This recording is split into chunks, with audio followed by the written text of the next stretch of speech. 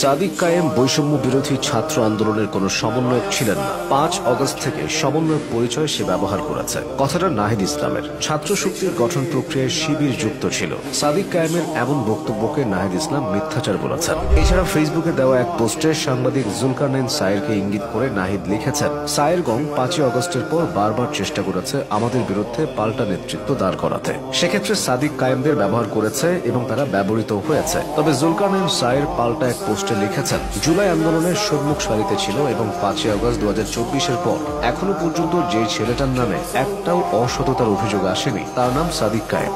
সাদিক কায়েমকে নিয়ে এমন পাল্টাপাল্টে অবস্থানের পর নতুন করে আন্দোলনে তার ভূমিকা এবং অতীতে তার রাজনৈতিক পরিচয় নিয়ে আলোচনা সমালোচনা শুরু হয়েছে। এই আলোচনাটা জুলাই অভ্যুত্থানের কয়েক মাস পরে প্রথমবার শুরু হয়, যখন ফেসবুকে এক স্ট্যাটাস দিয়ে সাদিক নিজের রাজনৈতিক পরিচয় প্রকাশ করে। আন্দোলনের পর বিভিন্নভাবে তাকে সক্রিয় হতে দেখা যায়। সাদিক কায়েমের অনুসারীদের দাবি, আড়ালে থেকে তিনি শেখ হাসিনার পতনে কাজ করেছেন। তবে সমালোচকদের অনেকে বলেন, সাদিক কায়েম অতীতে ছাত্রলীগের প্রোগ্রামে অংশগ্রহণ করত।